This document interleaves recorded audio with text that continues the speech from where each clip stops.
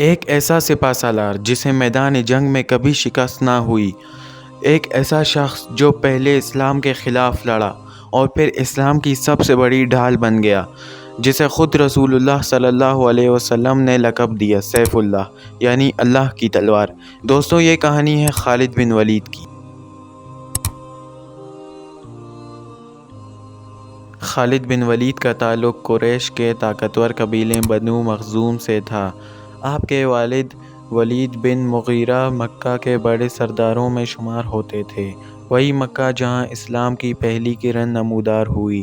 جب محمد صلی اللہ علیہ وسلم نے توحید کا پیغام دیا تو قریش کے اکثر سرداروں کی طرح خالد بن ولید بھی ابتدا میں اسلام کے مخالف تھے۔ خالد بن ولید بہادر تھے، ذہین تھے اور جنگی حکمت عملی میں غیر معمولی مہارت رکھتے تھے۔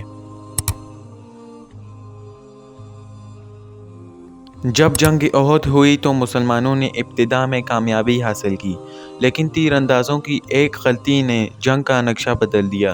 یہی وہ لمحہ تھا جب خالد بن ولید نے گھڑ سوار دستے کے ساتھ پیچھے سے حملہ کیا اور جنگ کا پانسا پلٹ دیا۔ یہ ان کی عسکری ذہانت تھی، لیکن یہ سب ابھی بھی اسلام کے خلاف تھا۔ وقت گزرتا گیا، پھر آیا صلح حدیبیہ۔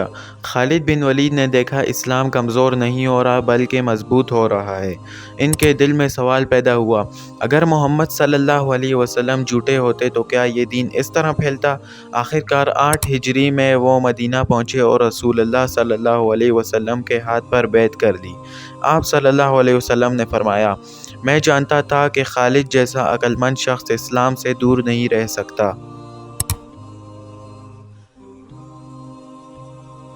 پھر آیا مسلمانوں کے 3 سپہ سالار شہید ہو گئے۔ فوج پریشان تھی، تب خالد بن ولید نے قیادت سنبھالی۔ رات بھر حکمت عملی بدلی اور صبح دشمن کو دھوکہ دے کر فوج کو محفوظ نکال لیا۔ جب خبر مدینہ پہنچی تو رسول اللہ صلی اللہ علیہ وسلم نے فرمایا، آج سے خالد اللہ کی تلوار ہے۔ اسی دن انہیں لقب ملا سیف اللہ۔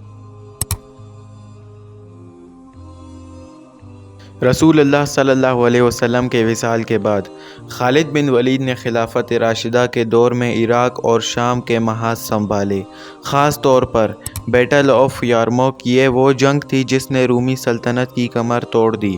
رومی فوج تعداد میں کئی گنا زیادہ تھی، لیکن خالد بن ولید کی حکمت عملی نے تاریخ بدل دی۔ خلیفہ عمر نے انہیں سپہ سالاری سے ہٹا دیا، لیکن خالد بن ولید نے کوئی احتجاج نہیں کیا۔ انہوں نے کہا، میں اللہ کے لیے لڑتا ہوں، عمر کے لیے نہیں۔ یہ تھا ان کا اخلاص۔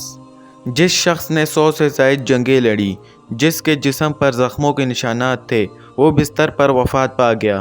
انہوں نے کہا، میں نے شہادت کی خواہش کی، لیکن میری موت بستر پر ہو رہی ہے، اور 642 عیسوی میں شام میں وفات پائی۔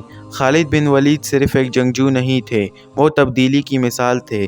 ایک شخص جو اسلام کا دشمن تھا، پھر اسلام کا محافظ بنا۔ ہدایت جب آتی ہے تو انسان تاریخ بدل دیتا ہے۔ This was the story of Khalid bin Walid, a man who never lost a battle but won the greatest victory within his heart.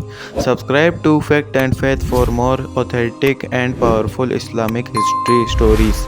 Until the next episode, stay inspired.